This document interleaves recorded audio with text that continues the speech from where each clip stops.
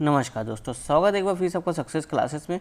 जैसा कि आपको पता है, देखो हम लोग जो कि मई मंथ का जो आपका विजन का मैगजीन है 2021 का वो कवर कर रहे थे। तो उसी क्रम में देखो हमने जो कि इकॉनमी का जो कि पार्ट डिस्कस किया था। इकॉनमी में हमने क्या अब तक देखा था, जो स्टेट फाइनेंस वाला टॉपिक था यानी राज्य वित्त की बात थी, उसको हमने देखो काफ़ी डिटेल से कवर किया था। उसके बाद देखो जो RBI का सरप्लस ट्रांसफर वाला जो बात थी, टॉपिक था, इसको भी हमने काफ़ी डिटेल से देखा और समझा। उसके बाद एक लास्ट इसमें जो डिस्कस किया था वो था भारत में बेरोजगारी यानी कि अनएम्प्लॉयमेंट इन इंडिया। तो इसको भी काफ़ी डिटेल से देखो हमने देखा था, समझा था। जिन्होंने अभी तक ये वीडियो नहीं देखा, देखो प्लेलिस्ट में पड़ा होगा, आप जाके देख सकते हैं। तो आज हम क्या डिस्कस करेंगे, भारत में जो भूमि बैंक है यानी लैंड बैंक है उसकी बात करेंगे। अब ये न्यूज़ में क्यों था उसको जानने से पहले एक बात देख लेते हैं कि लैंड बैंक क्या होता है, उसके बाद आते हैं कि ये न्यूज़ में क्यों था। तो इससे आपको देखो एक बेहतर समझ जो कि विकसित होगा। तो देखो यहाँ पे कहा जा रहा है कि जो भूमि बैंक है वो क्या है, यहाँ पे बताया जा रहा है कि भूमि बैंक देखो एक तरह से एक सरकारी निकाय होता है, ठीक है, एक गवर्नमेंटल बॉडी होता है या फिर एक कॉर्पोरेट बॉडी भी हो सकता है जो कि गैर लाभकारी होता है यानी कि नॉन प्रॉफिट के लिए, जो कि ऐसा कॉर्पोरेट जो कि नॉन प्रॉफिट के लिए काम करता है।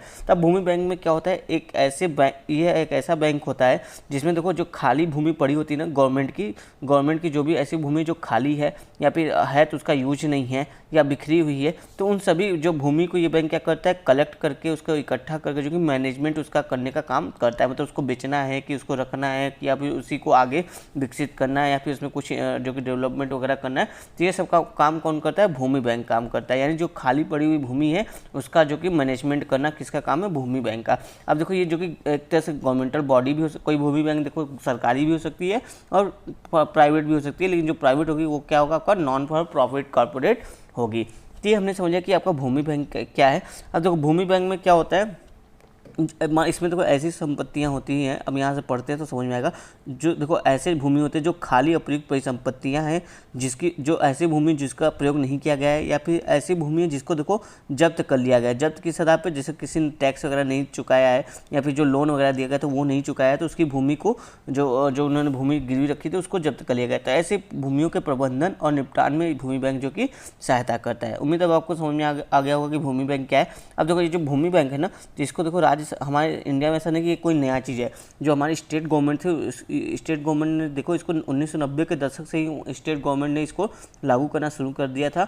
ये तब की बात है जब हमारे देश में उदारीकरण की नीति चल रही थी, यानी तब से जो कि इसकी स्थापना करना जो कि शुरू हो गया था राज्यों में। अब देखो 2017 तक देखोगे, अभी तक देखो तो अधिकांश जो भारतीय राज्य ना वहाँ पे जो कि भूमि बैंक जो कि स्थापित हो चुके हैं। अब हमने ये देख लिया कि भूमि बैंक क्या है। अब देखो ये न्यूज़ में क्यों था ये हम समझते हैं। तो अभी क्या हुआ है, जो आपका भूमि बैंक है, भूमि बैंक कंपनी की संरचना को अंतिम रूप प्रदान कर दिया गया किसके द्वारा, दीपम के द्वारा। जो दीपम आपकी सेंट्रल गवर्नमेंट की आपकी एजेंसी एक डिपार्टमेंट है, उसके द्वारा देखो जो भूमि बैंक कंपनी होती है उनकी संरचना का अंतिम रूप प्रदान कर दिया। मतलब कि किस तरह से जो कि भूमि बैंक वाली कंपनियों की संरचना वगैरह होगा ये यहाँ पर डिसाइड कर दिया गया है। तब देखो ये जो आपका दीपम है इसको क्या बोलते हैं, department of investment and public asset management, यानी जो पब्लिक एसेट होता है इसको ये जो कि मैनेजमेंट वगैरह करता है। तो यानी यह जो आपका दीपम है यही देखो आपका भूमि बैंक का जो कि नोडल एजेंसी भी है। यानी जो भूमि बैंक है उनको कैसे मैनेजमेंट वगैरह करना है उसका नोडल एजेंसी कौन होगा, दीपम होगा।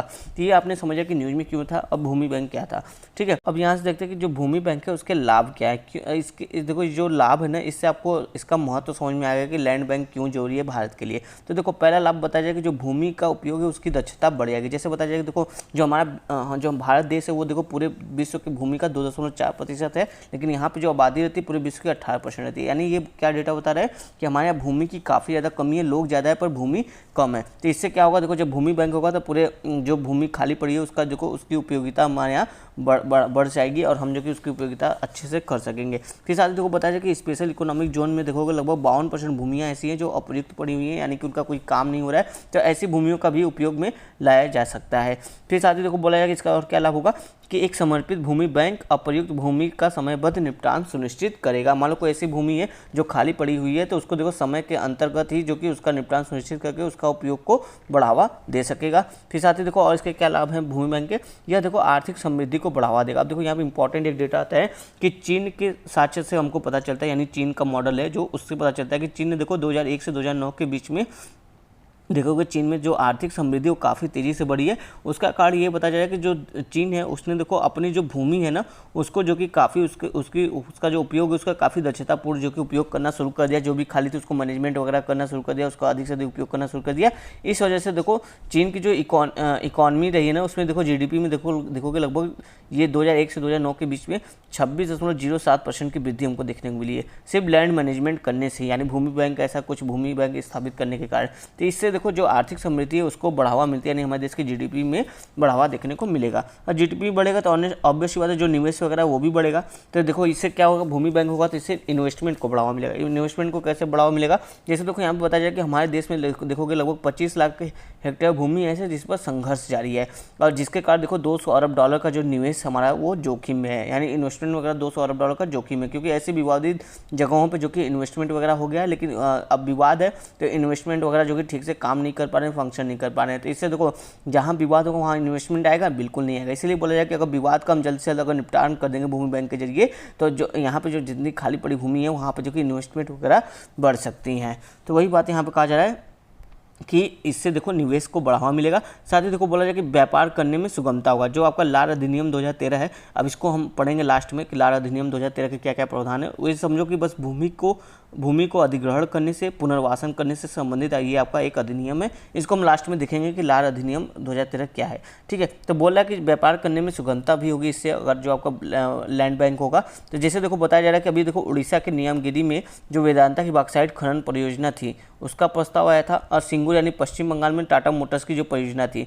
लेकिन क्या हुआ, भूमि संबंधी जो मुद्दे थे ना यहाँ पे यानी देखो जहाँ ये प्रोजेक्ट वगैरह लगाना था वहाँ पे देखो कुछ भूमि संबंधी मुद्दे थे, विवाद था। इसके कारण ये जो प्रोजेक्ट वगैरह है ना वहाँ पे लग नहीं पाया, यानी कि हमारे जो व्यापार था वहाँ पे सुगमता हमको देखने को नहीं मिली, उसमें कठिनाई देखने को मिल रही थी। तो लेकिन अब जब लैंड बैंक आएगा तो इससे क्या होगा, जितने विवाद होंगे भूमि संबंधी जिसे हमने ऊपर समझा था वो सारे खत्म हो जाएंगे। जब वो विवाद खत्म हो जाएंगे तो यानी व्यापार करने में सुगमता होगी, लोग जो कि आसानी से भूमि का उपयोग कर सकेंगे अपने व्यापार के लिए।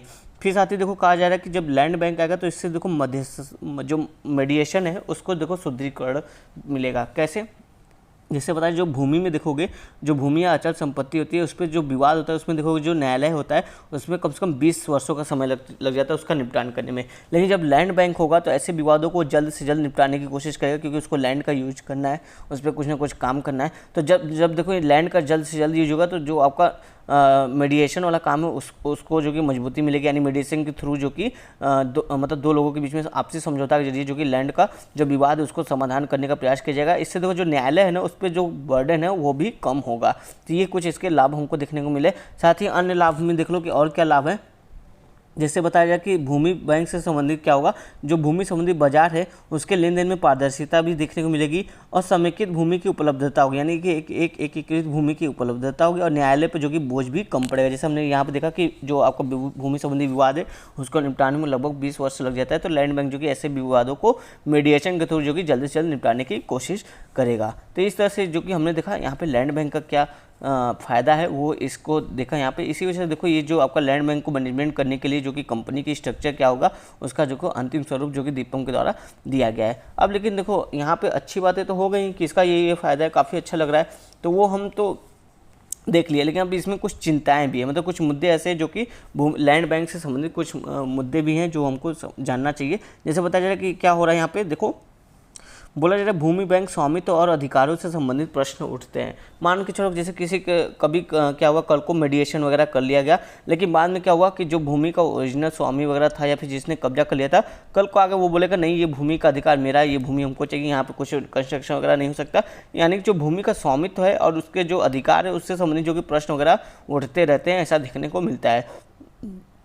फिर साथ ही देखो कहा जाए कि इसमें देखो विधिगत जो कि कुछ खामियां, यानी लॉ में इसका प्रॉब्लम है। जैसे बोला जाए कि वन संरक्षण अधिनियम 1980 के अनुसार क्या था कि जो भी जंगल की भूमि को अगर आप अधिग्रहण कर रहे हो तो उसके लिए देखो जो आपका पर्यावरण और जल परिवर्तन मंत्रालय है उसकी मंजूरी लेना जरूरी है। लेकिन लैंड बैंक में ऐसा जो कि कोई प्रावधान नहीं कि वन मंजूरी का कोई ऐसा प्रावधान नहीं किया गया, यानी इसमें लॉ में भी कुछ कमियां हैं, इसको ठीक करने की जरूरत है।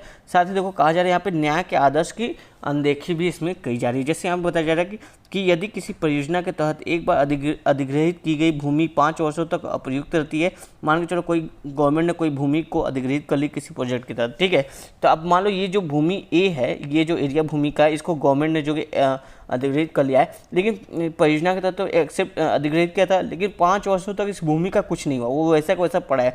तो प्रावधान जो आपका लाड एक्ट हमने अभी बोला था ना, लाड एक्ट 2013 के तहत ये प्रावधान है कि अगर 5 वर्षों तक इस भूमि में कुछ नहीं पड़ा तो इस भूमि को गवर्नमेंट जो कि लैंड बैंक में रख सकती है, या फिर जो भूमि का वास्तविक मालिक है, जो पहले मालिक था, उसको वापस कर सकती है। तो यहाँ पे देखो बोला है कि न्याय के आदर्शों की अनदेखी हो रही है। कैसे अनदेखी हो रही है कि गवर्नमेंट क्या करती है, जो ये आपका ऑप्शन दिया गया था कि भूमि का जो मालिक था पहले उसको वापस दे देना चाहिए था, तो गवर्नमेंट ऐसा नहीं करती है, वो भूमि के मालिक को वापस नहीं देती, बल्कि उसको जो कि लैंड बैंक में ही रख देती है अधिकतर भूमि को। बहुत ही कम भूमि जो कि वापस फिर से जो कि जो पुराने मालिक हो उनको दिया गया हो, ऐसा नहीं देखने मिलता। इसीलिए बोला जाए कि जो न्याय के आदर्श है उसकी अनदेखी यहाँ पे देखने को मिल रही है।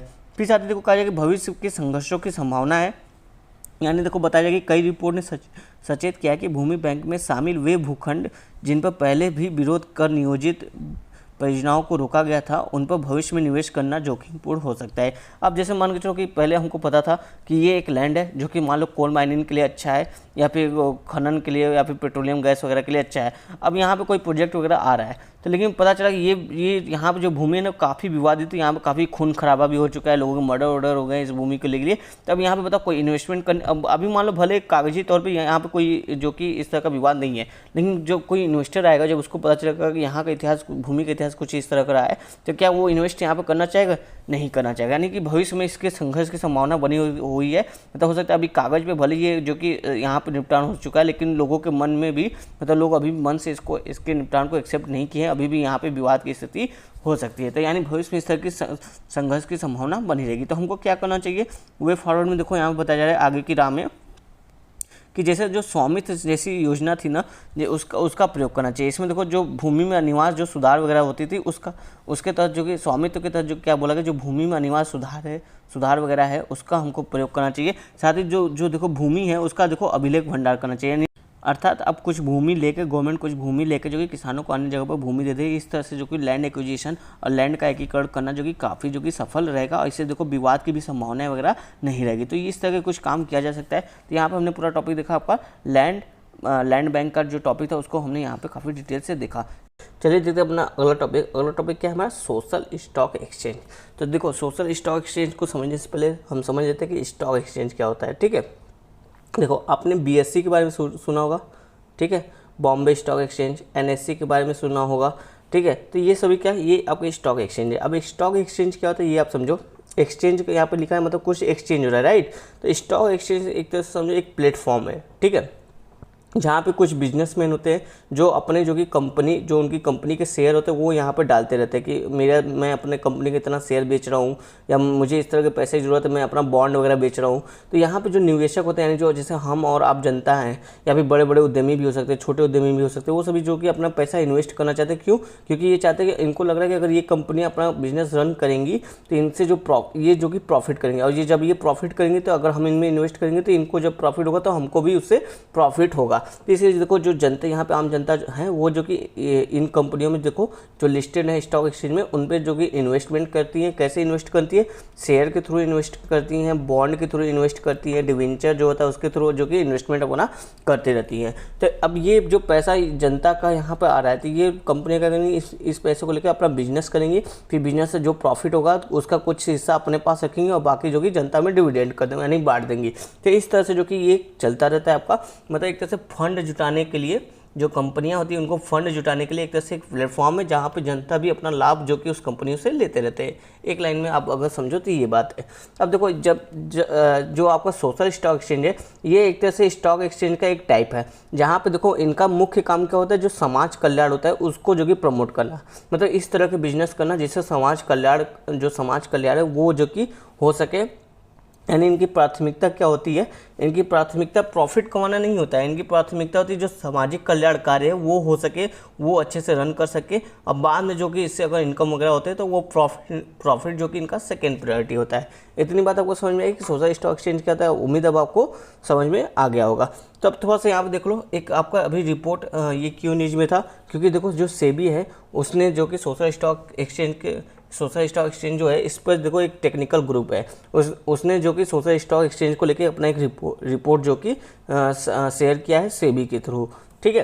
तो इसलिए ये न्यूज़ में था आपका। अब देखो इसकी क्या सिफारिश से टेक्निकल जो ग्रुप था इसने देखो जो आपका सोशल स्टॉक एक्सचेंज है इसके संबंध में कुछ अपनी सिफारिशें की कि इसमें किस तरह से सुधार करना चाहिए और किस तरह से जो कि इसको आगे रन करना चाहिए। तो यहाँ पर हम लोग देखते हैं कौन कौन सी इसकी सिफारिशें हैं, राइट। तो देखो यहाँ पे पहला पॉइंट बोला जा रहा है जो निगमित प्रतिष्ठान है, राजनीतिक धार्मिक संगठन है, उनको एसएसई यानी सोशल स्टॉक एक्सचेंज तंत्र का उपयोग करके निधि जुटाने के लिए पात्र न माना जाए। यानी देखो ये क्यों बोला, क्योंकि जो आपके ये जो धार्मिक संगठन है या राजनीतिक संगठन या फिर जो निगमित प्रतिष्ठान है इनका देखो मुख्य एम क्या होता है, लाभ कमाना यानी प्रॉफिट कमाना।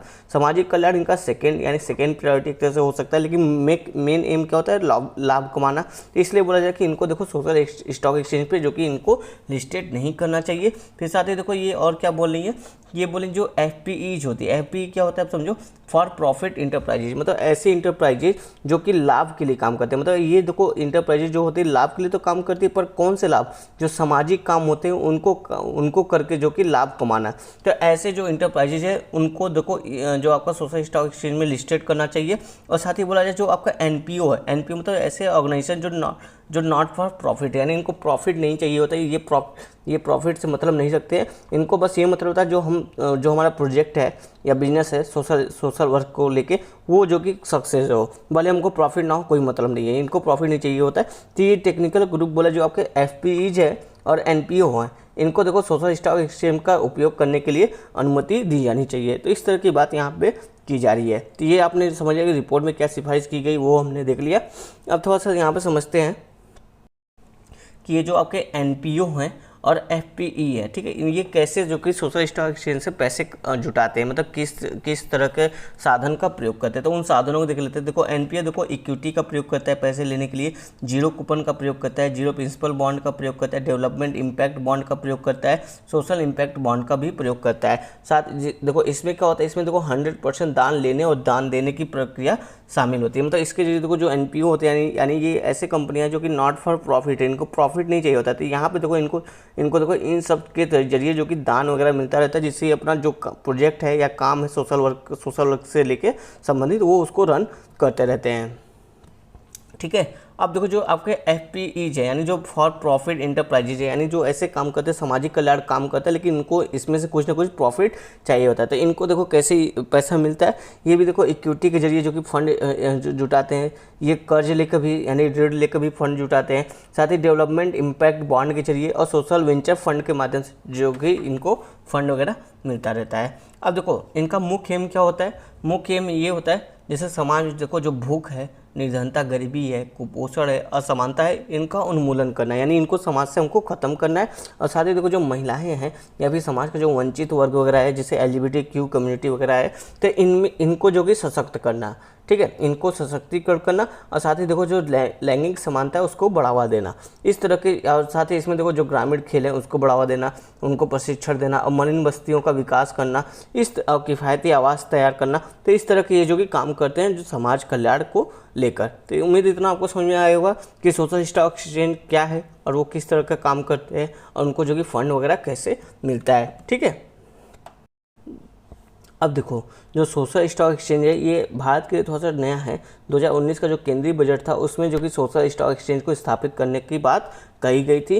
तो ये भारत में थोड़ा सा नया चीज़ है लेकिन अच्छा चीज़ है, राइट। अब देखो ये कैसे काम करता है, जैसे जो हमने यहाँ पे पढ़ा जो एफपी जो वगैरह हैं वो क्या कहते हैं, उनको प्रॉफिट के साथ जो कि सोशल वर्क काम करना चाहते हैं। तो देखो वो इस तरह कुछ काम कर सकते हैं, जैसे देखो वेस्ट मैनेजमेंट का काम करते हैं। वेस्ट मैनेजमेंट मतलब जो कचरा वगैरह है उसका देखो उसको कलेक्ट करेंगे, उसको प्रोसेस करेंगे, उसको मैनेज करेंगे। उससे देखो जैसे बायो प्लांट की स्थापना करते हैं ये लोग, ठीक है। तो बायो प्लांट की स्थापना करने से पहले क्या होता है, जितने वेस्ट वगैरह तो उसको कलेक्ट करते हैं, उसको मैनेज करते हैं और उसको देखो बायो प्लांट बायोगैस बनाने का काम करते हैं बायो प्लांट के थ्रू। तो इससे देखो क्या होता है, एनर्जी हमको मिलती है कचरे से, ठीक है। तो अब ये क्या करते हैं, ये इस एनर्जी को बेचते हैं, जिससे इनको जो ये कंपनियां होती है ना आपका एफपीईज वाली कंपनियां, उनको देखो प्रॉफिट मिलता है, राइट।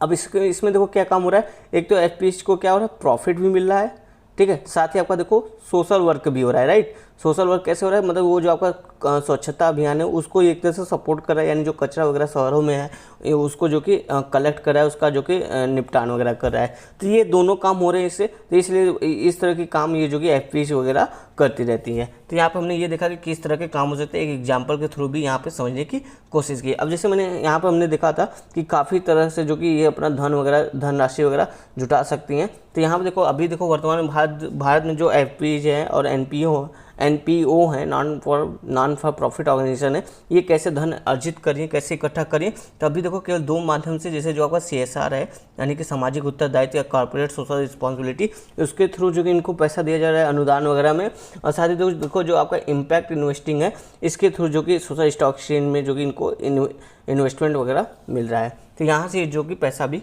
कलेक्ट कर पा रही हैं, ठीक है। अब देखो यहाँ पे कहा जा रहा है जो आपका ये सोशल स्टॉक एक्सचेंज है, इसमें बोला कि अगर कोई भी सोशल स्टॉक एक्सचेंज वगैरह है, ठीक है, तो उसके लिए कम से कम मिनिमम आपको 100 करोड़, देखो यहाँ बोला जा रहा है कि इसकी कैपेसिटी बिल्डिंग कितनी होनी चाहिए सोशल स्टॉक एक्सचेंज की, कम से कम 100 करोड़ रुपए की धनराशि होनी चाहिए। तो इतना कम से कम फंड यहाँ पे चाहिए, तब जाके कोई सोशल स्टॉक एक्सचेंज जो कि आपका स्थापित हो सकेगा। तो ये हमने कुछ अच्छी बातें समझी सोशल स्टॉक एक्सचेंज के बारे में। अब देखो बोला जाए कि विश्व में कुछ ऐसे प्रतिष्ठित जो आपके सोशल स्टॉक एक्सचेंज है, जैसे समझ लेते हैं कुछ ऐसे जो कि महत्वपूर्ण इंपॉर्टेंट है, जो अच्छा काम कर रहे हैं। जैसे देखो यूके में एक आपका सोशल स्टॉक एक्सचेंज है, ठीक है। कनाडा में भी है आपका, जिसका नाम क्या है, social venture connection. South Africa में भी है, जिसका क्या नाम है, south African social investment exchange. और सिंगापुर में भी इसी तरह का है, जिसका नाम क्या है, इम्पैक्ट इन्वेस्टमेंट एक्सचेंज। तो ये कुछ एग्जाम्पल है जो कि अच्छा इन्होंने देखो अपने राष्ट्र के लिए, अपने समाज के लिए जो कि अच्छा काम किया है। तो इसी तरह जो कि भारत भी चाहता है कि हमारे यहाँ भी एक सोशल स्टॉक एक्सचेंज जो कि स्थापित हो। अब देखो यहाँ बोला जाए कि ये सोशल स्टॉक एक्सचेंज की हमें आवश्यकता क्यों है, तो ये हम समझते हैं ये इंपॉर्टेंट हो जाते हैं यहाँ पे। तो देखो पहला पॉइंट में बताया जा रहा है कि बेहतर बाजार पहुंच, यानी जो आपका निवेशक है, यानी जो जनता जो निवेश करना चाहती है वो लोग, और जो ऐसे लोग हैं जो इस तरह के प्रोजेक्ट वगैरह करना चाहते हैं, तो इन दोनों को देखो एक बेहतर प्लेटफॉर्म मिल रहा है, एक अच्छा प्लेटफॉर्म। मतलब अगर सोशल स्टॉक एक्सचेंज होगा तो इनको कहीं भटकना नहीं पड़ेगा, ये डायरेक्ट यहाँ पर आएंगे और यहाँ पर अपना पैसा इन्वेस्ट करेंगे। ये लोग जो कि इस पैसे का प्रयोग करके जो कि प्रोजेक्ट वगैरह या बिजनेस वगैरह रन करेंगे। यानी एक प्लेटफॉर्म जो कि ये जो कि जनता को और जो बिजनेसमैन वगैरह या लोग हैं नॉन फॉर प्रॉफिट ऑर्गेनाइजेशन, उनको जो कि एक प्लेटफॉर्म दे रहा है और एक बेहतर बाजार तक लोगों को पहुँच स्थापित कर रहा है। साथ ही देखो यहाँ पर कहा जाए जो सामाजिक उद्देश्यों में निवेशक और निवेश प्राप्तकर्ताओं के मध्य तालमेल, यानी जो निवेशक हैं और जो निवेश को प्राप्त करते हैं उनके बीच में देखो तालमेल को स्थापित करने की कोशिश करता है। साथ ही देखो ये बोला कि पारदर्शिता और जवाबदेही भी सुनिश्चित करता है अगर सोशल स्टॉक एक्सचेंज स्थापित होगा, क्योंकि जो निवेशक हैं उनके पृष्ठभूमि की ये जांच करेगा, मतलब उनके पास ये पैसा कहाँ से है जो यहाँ पे जो कि इन्वेस्ट वगैरह कर रहे हैं, तो इसकी भी जानकारी होगी। तो इससे देखो पारदर्शिता भी आएगा प्रोजेक्ट वगैरह में आपका।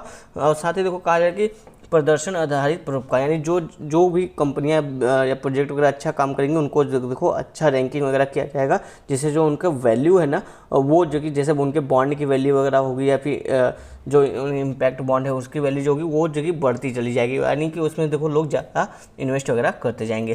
तो इस तरह की बात की जाए। साथ ही देखो इससे क्या हो रहा है, सरकार पर कम बोझ पड़ेगा। अब तो जो ये सोशल स्टॉक एक्सचेंज कंपनियां होंगी ये सब क्या करेंगी, देखो सामाजिक कल्याण काम करिए। तो सरकार का मुख्य काम क्या होता है, सरकार का मुख्य काम होता है कि राजनीतिक व्यवस्था को बनाए रखना, साथ ही जो सामाजिक कल्याण है उसको भी बनाना। तो अब देखो सरकार पे इससे बर्डन कम पड़ेगा, क्योंकि सामाजिक कल्याण का काम अब ये देखो जो निजी कंपनियाँ वगैरह हैं ये भी अब करने लगी हैं। और साथ ही देखो कोविड-19 में सोशल स्टॉक एक्सचेंज भी काफ़ी इंपॉर्टेंट है, क्योंकि देखो कोविड-19 में बहुत ज़्यादा जो कि लोगों को पैसे की ज़रूरत है और लोगों को बहुत ज़्यादा जो कि सहायता की ज़रूरत है, जैसे मेडिसिन की ज़रूरत हो गई या फिर वैक्सीन की ज़रूरत हो गई, वेंटिलेटर की ज़रूरत हो गई। तो ये सब चीज़ें देखो हम कहाँ से जुटा सकते हैं, आपका सोशल स्टॉक एक्सचेंज से फंड लेकर जो कि इस तरह की व्यवस्था कर सकते हैं। लेकिन अब बोला जाए कि सोशल स्टॉक एक्सचेंज के लिए कुछ चुनौतियाँ हमारे देश में भी हैं, तो उन चुनौतियों को समझ लेते हैं। जैसे बोला जा रहा है कि यहाँ पे इसका एक मानक परिभाषित नहीं किया गया है भारत में, कि मतलब कि कौन सी कंपनियां जो कि सोशल स्टॉक एक्सचेंज के अंतर्गत लिस्टेड होंगी और कैसे जो कि उनको सोशल स्टॉक की कंपनियों के रूप में जो कि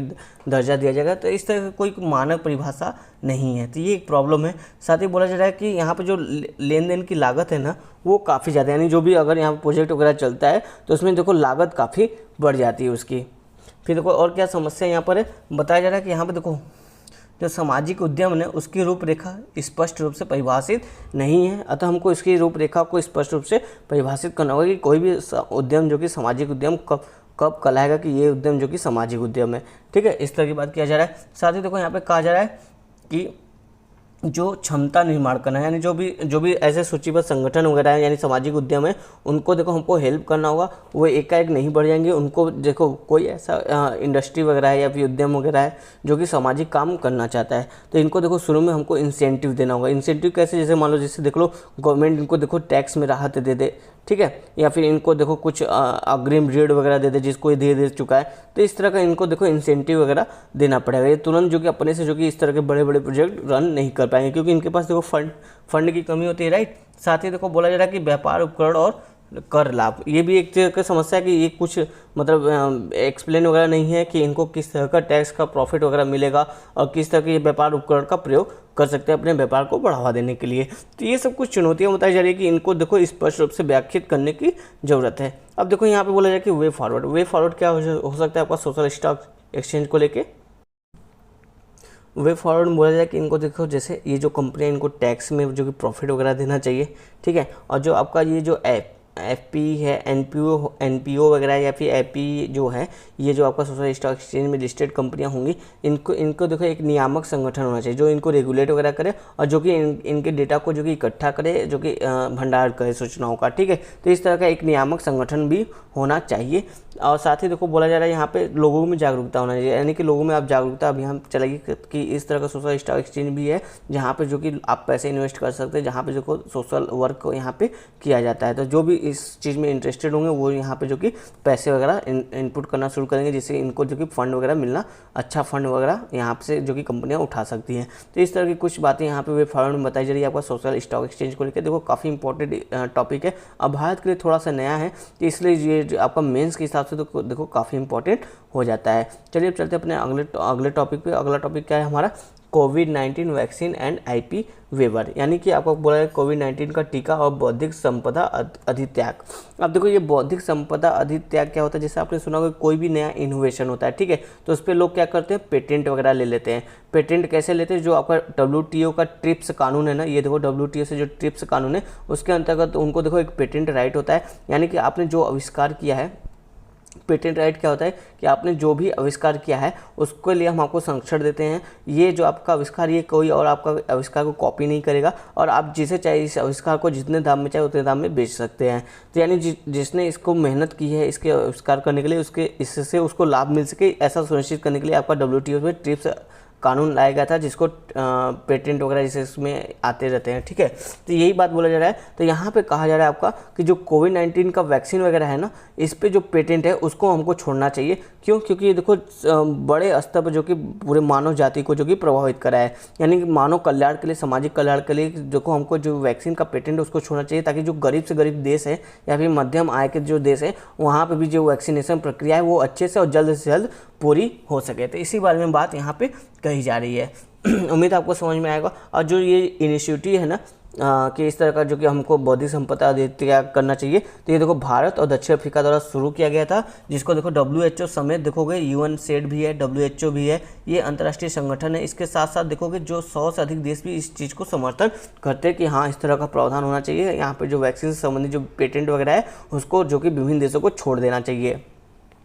तो यहाँ पे ये सब बातें हो रही हैं। अब थोड़ा सा ट्रिप्स के बारे में समझ लेते हैं, जो आपका 1985 में आया था WTO के अंतर्गत। तो देखो बोला जाए कि वर्ष 1986 से 94 के मध्य उरुग्वे दौरा, जो आपका उरुग्वे राउंड हुआ था उसकी वार्ता में जो कि इसकी चर्चा की गई थी। फिर देखो बोला जाए कि यह WTO सदस्यों के द्वारा अनुपालन किए जाने वाले सुरक्षा संबंधी न्यूनतम मानकों का प्रावधान करता है, यानी कि WTO के जो मेंबर वगैरह हैं, जो सदस्य देश हैं, उनके जो चीज़ें, जो आविष्कारिक चीज़ें होती हैं उनको सुरक्षा देने के लिए एक न्यूनतम मानदंड का प्रावधान करता है। अब फिर देखो यहाँ पे कहा जाए जो ट्रिप्स है वस्तुतः पेरिस कन्वेंशन और बर्न कन्वेंशन से संबंधित है। पेरिस कन्वेंशन किससे संबंधित है, जैसे जो औद्योगिक संपदा वगैरह है, यानी पेटेंट है या औद्योगिक डिजाइन है, इससे संबंधित बात करता है। जबकि आपका जो बर्न कन्वेंशन है वो देखो आपका जो साहित्यिक है और कलात्मक कृतियाँ, यानी कि आपका जो कॉपीराइट वगैरह है इसके संबंध में बात करता है। यानी कहने का मतलब पेरिस कन्वेंशन आपका पेटेंट से बात करता है, जबकि बर्न कन्वेंशन आपका कॉपीराइट वगैरह चीज़ों से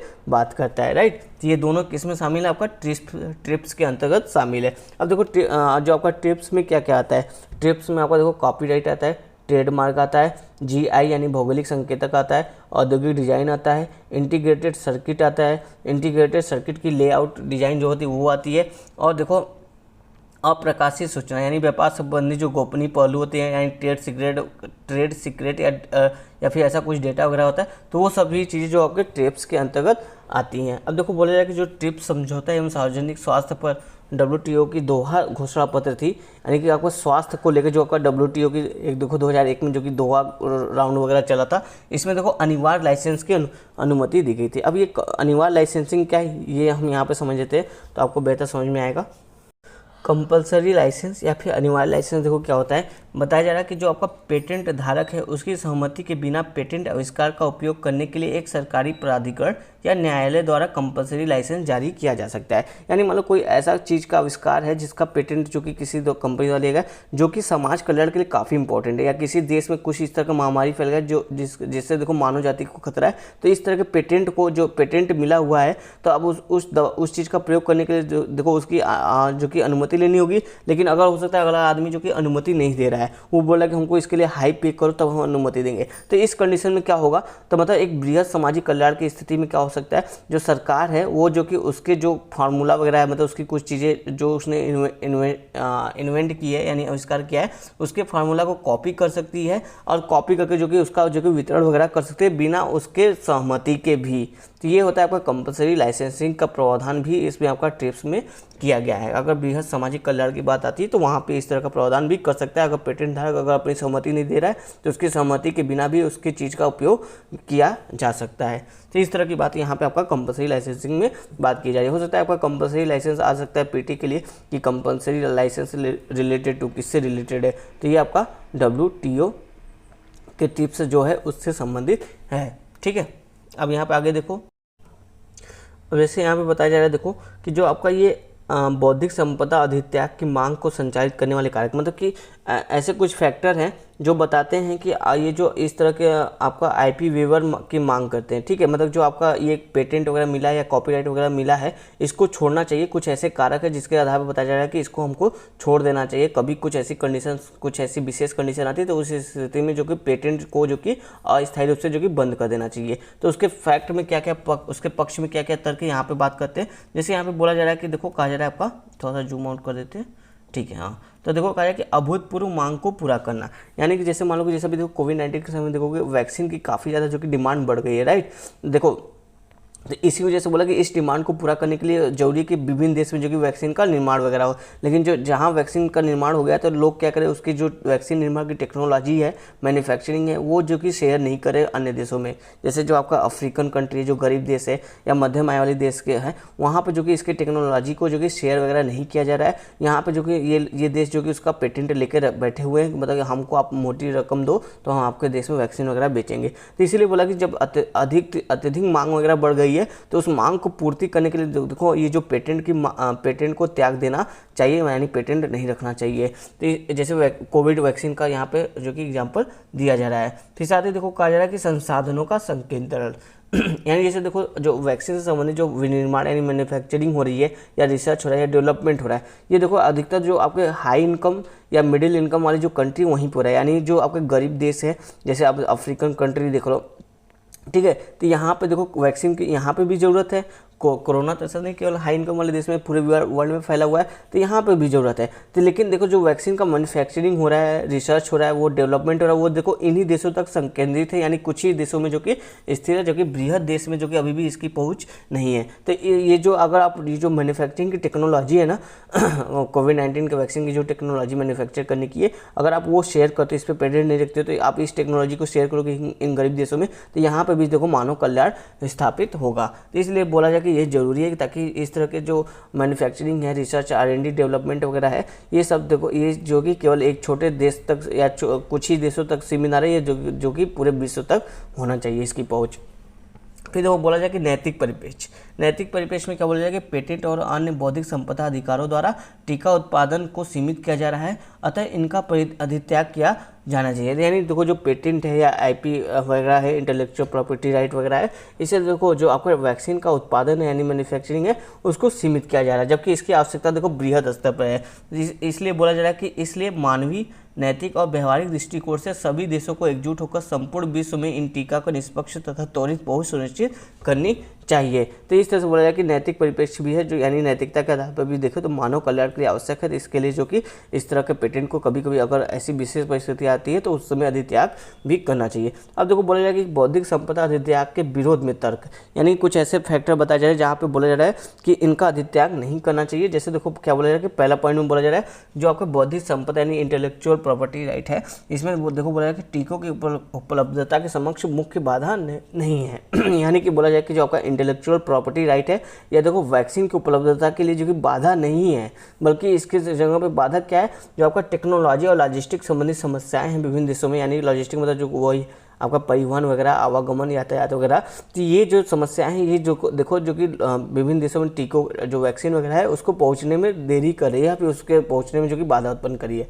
तो यानी यहाँ पे देखो आईपी जो कि इंटेलेक्चुअल प्रॉपर्टी राइट जो कि बाधा नहीं है, मेन बाधा क्या है आपका टेक्नोलॉजी की बाधा है, यानी विभिन्न देश जो कि टेक्नोलॉजी से विकसित नहीं है, इसलिए जो कि ये इस तरह के वैक्सीन का निर्माण नहीं कर पा रहे हैं। इसलिए विभिन्न देशों को पहले टेक्नोलॉजी से विकसित करना हमको होगा। तो इस तरह की बात यहाँ पे कही जा रही है। फिर साथ ही देखो इसके पक्ष में और क्या, इसके विरोध में क्या और क्या तर्क दिया जाता है, तो बोला जाए कि उत्पादन क्षमता का विस्तार तत्काल नहीं हो सकता। अगर मान लो बोले ठीक है हम आईपी वेवर भी दे रहे हैं, तो क्या जो आपका जो लो इनकम कंट्री है क्या वो इस तरह की विनिर्माण प्रक्रिया को तुरंत शुरू कर देंगे? नहीं। इस तरह के देखो जब इस तरह के वैक्सीन वगैरह का जो मैन्युफैक्चरिंग करना होता है तो इसके लिए देखो बड़े स्तर पर देखो पूंजी की जरूरत होती है, ठीक है, प्लस एक प्रशिक्षित कार्यबल की यानी प्रशिक्षित श्रमबल की भी आवश्यकता होती है। ऐसे लोग जो कि इस तरह के चीज़ों के में जो कि प्रशिक्षित हो, तो इसके लिए देखो एक लंबा टाइम चाहिए, ये तुरंत नहीं हो पाएगा। तो इसलिए बोला जाए कि जो आपका आईपी वेवर देने की बात है वो सही समझ में नहीं आती है। फिर देखो बोला जा रहा है यहाँ पे बौद्धिक संपदा अधित्याग का विकल्प से पहले से ही उपलब्ध है, यानी कि आपका जो आईपी वेवर देने की बात करिए तो इसका विकल्प पहले से उपलब्ध है। कैसे? जैसे हमने देखो ऊपर पढ़ा था ना, अनिवार्य लाइसेंसिंग यानी कंपलसरी लाइसेंसिंग, यह भी तो वही काम करता है। जब एक बृहद सामाजिक कल्याण की बात आती है तो ऐसी स्थिति में जो कि पेटेंट जिसके पास है आप उसके अनुमति के बिना भी उसकी चीज़ों का कॉपी वगैरह कर सकते हो, उसकी चीज़ों का मैन्युफैक्चरिंग अपने देश में कर सकते हो। तो इसलिए बोला जाए कि इसका तो एक पहले से विकल्प उपलब्ध है, तो आपको क्यों जो कि इस तरह के आईपी वेवर की बात यहाँ पे की जा रही है। फिर साथ ही देखो बोला जा रहा है वर्तमान आपात स्थिति से निपटने के लिए बौद्धिक संपदा उपयोगी है। यहाँ पे बोले जो आईपी यहाँ पे इंटेलेक्चुअल प्रॉपर्टी राइट है, ये देखो जो वर्तमान टाइप जो जैसे कोविड वगैरह जो कि समस्या वगैरह आ रही है, तो इससे निपटने के लिए ये आपका इंटेलेक्चुअल प्रॉपर्टी राइट जरूरी है। इसके कारण ही जो देखो वैक्सीन का निर्माण में काफ़ी तेज़ी हमको देखने को मिली है। जैसे आप उदाहरण के तौर पर समझो, यहाँ पे बोला जा रहा है कि वर्तमान आपात स्थिति को देखते हुए पहले जो कंपनियां परस्पर प्रतिस्पर्धी थी अब टीके का निर्माण करने के लिए मिलकर कार्य कर रही हैं। इस आपात की स्थिति में आईपी परस्पर सहयोग को सुविधा प्रदान कर सकता है। इसलिए बोला कि इंटेलेक्चुअल प्रॉपर्टी राइट हमको रहने देना चाहिए, इसको खारिज नहीं करना चाहिए, क्योंकि अब देखो लोग जो कि मिलजुल के जो कि सब काम वगैरह कर रहे हैं, तो इससे देखो काम में तेज़ी भी आ रहा है, वैक्सीन का निर्माण भी तेज़ी से हुआ है। तो ये कुछ ऐसे तर्क दिए गए जिसकी वजह से बोला कि आईपी वेवर नहीं देना चाहिए। और इसके पहले हमने देखा कि आईपी वेवर क्यों देना चाहिए, ये भी हमने यहाँ पे समझा। अब देखो वे फॉरवर्ड में क्या बोला है, वे फॉरवर्ड में कहा जा रहा है यहाँ पे आपका कि असाधारण परिस्थितियां असाधारण समाधान की मांग करती हैं। ऐसी वैश्विक महामारी से निपटने के लिए वैश्विक सहयोग और बहुआयामी दृष्टिकोण की आवश्यकता है। इसलिए हमें देखो निम्नलिखित पहलों के साथ बौद्धिक संपदा यानी इंटेलेक्चुअल प्रॉपर्टी राइट जो है उसको अस्थायी रूप से जो कि अधित्याग करना चाहिए, ताकि जो वैश्विक चुनौती है उसको दूर करने में हम अधिक से अधिक सफल हो सके। यानी यहाँ पे वही फॉरन बोला जा रहा है कि जो आपका इंटेलेक्चुअल प्रॉपर्टी राइट है इसको देखो अस्थायी रूप से हमको जो कि त्याग कर देना चाहिए, यानी टेम्परेरी बेस पे। जब इसका जो आपका कोविड वगैरह जो चल रहा है इसके वैक्सीनेशन जो को हर देश में लगभग पहुँच जाएगा, तब फिर जो कि इसको फिर से जो कि लागू कर देना चाहिए। तो इस तरह की बात की जाए। उसके साथ साथ देखो कुछ और काम करना चाहिए, जैसे बोला जा रहा है यहाँ पे कच्चे माल की आपूर्ति, यानी कि वैक्सीन से निर्माण के संबंध में जो भी कच्चे माल लगेंगे उसकी भी आपूर्ति तो हर जगह होनी चाहिए ना, हर देश में। ऐसा नहीं कि हम केवल आईपी वेवर दे दे, ठीक है, हम जो कि इस तरह के जो राइट का जो कि मांग नहीं करे, ठीक है, इसको छोड़ रहे हैं।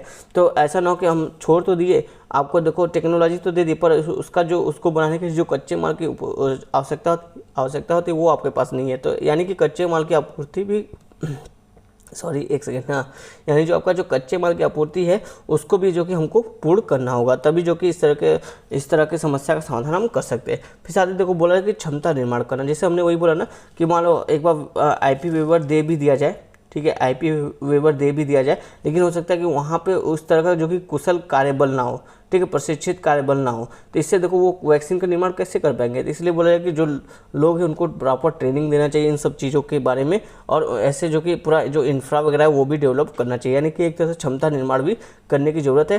साथ ही देखो अन्य मुद्दों का भी समाधान करना होगा, जैसे बोला जाए कि जो ऐसे मान लो अगर मान ले ऐसा वैक्सीन वगैरह हम तैयार भी कर लिए तो उसका एक मूल्य निर्धारण कैसे होगा ये भी हमको तय करना होगा। साथ ही इस तरह के वैक्सीन का आवंटन, प्रसार व्यवस्था ये सब कैसे होगी, इस सब का भी जो कि समाधान हमको करना होगा, तभी जाके जो कि इस तरह के आईपी वेवर का जो कि फ़ायदा वगैरह हो सकता है। तो यहाँ पे ये पूरा टॉपिक यहीं पे ख़त्म होता है। अगला टॉपिक आपका आता है खाद्य प्रसंस्करण उद्योग। देखो वीडियो काफ़ी लंबा हो गया है, इसको हम जो कि कल देखेंगे। धन्यवाद दोस्तों।